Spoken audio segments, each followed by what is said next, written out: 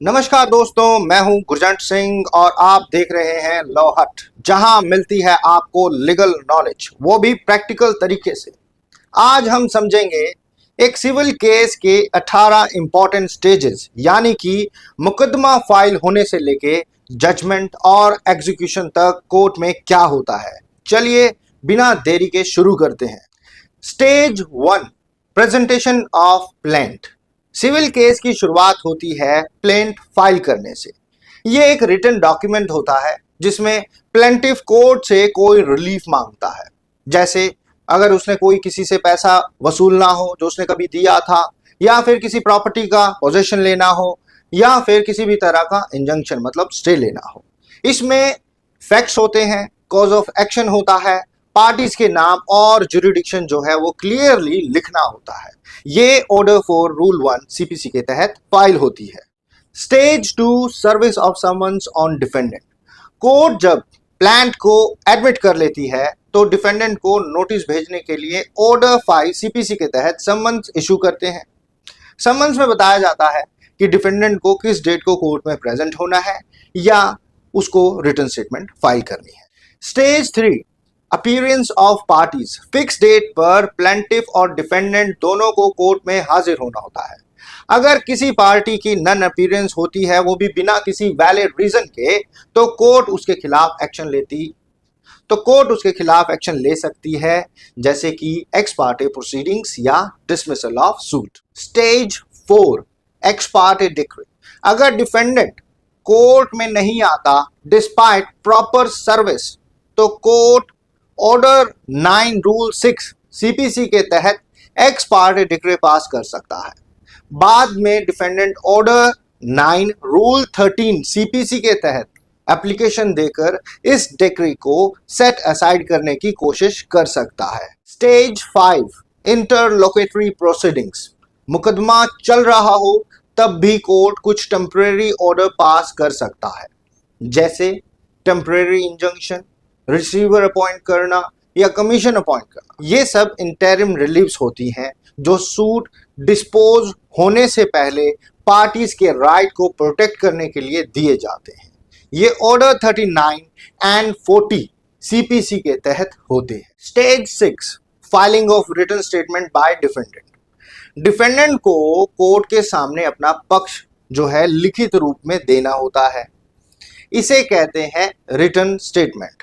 ये order 8 rule 1 CPC के तहत विद इन 30 डेज फाइल की जाती है, जो कोर्ट की डिस्क्रिप्शन पे एक्सटेंड होकर 19 डेज तक हो सकती। Stage 7, production of documents by parties.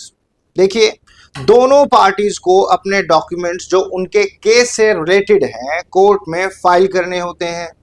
Plaintiff के लिए ऑर्डर 7 रूल 14 और डिफेंडेंट के लिए ऑर्डर 8 रूल 1A सीपीसी लागू होता है। Stage 8, examination of parties. Order 10 CPC के तहत कोर्ट दोनों पार्टी से प्रीलिमिनरी क्वेश्चनिंग करता है, जिसे डिस्प्यूटेड फैक्ट्स समझे जा सकें और अननेसेसरी इशू को एलिमिनेट किया जा सके।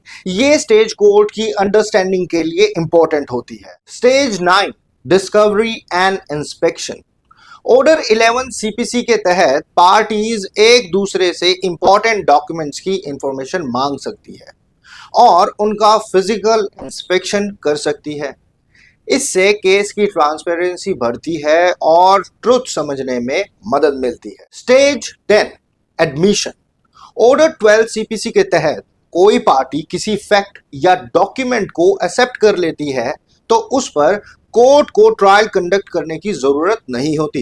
एडमिशन से केस की क्लैरिटी बढ़ती है और प्रोसीडिंग्स फास्ट होती हैं। Stage 11, framing of issues by the court. Court order 14 CPC के तहत लीगल और फैक्चुअल क्वेश्चंस को आइडेंटिफाई करता है जिनको डिसाइड करना जरूरी होता है। ये होता है इश्यूज। ये स्टेज ट्रायल की डायरेक्शन डिसाइड करता है। Stage 12, summoning and attendance of witnesses. Order 16 CPC के तहत दोनों पार्टीज अपने विटनेसेस की लिस्ट कोर्ट को देते हैं जिनके लिए समन इश्यूज होते हैं। विटनेसेस एविडेंस देने के लिए कोर्ट में बुलाए जाते हैं। Stage 13, hearing of suits and examination of witnesses. इस स्टेज में ट्रायल होता है। सबसे पहले प्लेंटिफ अपना एविडेंस देता है, उसके बाद डिफेंडेंट, हर विटनेस का एग्जामिनेशन चीफ, क्रॉस एग्जामिनेशन और री एग्जामिनेशन होता है अगर जरूरत पड़े तो। डॉक्यूमेंट्स को एग्जिबिट भी बनाया जाता है। Stage 14 argument. ट्रायल के बाद दोनों पार्टीज ओरल या रिटन फॉर्म में फाइनल आर्ग्यूमेंट्स रखती हैं। यहां वकील अपने पूरे केस को फैक्ट्स और लॉ के बेस पर प्रेजेंट करता है। ये स्टेज जजमेंट से तुरंत पहले होती है। Stage 15 judgment. Court order 20 CPC के तहत रिटन फॉर्म में अपना फैसला सुनाता है, जिसमें रीजंस और रिलीफ दिए जाते हैं। जजमेंट में कोर्ट का डिसीजन और उसका लीगल रीजनिंग क्लियरली मेंशन होता है। Stage 16 preparation of decree.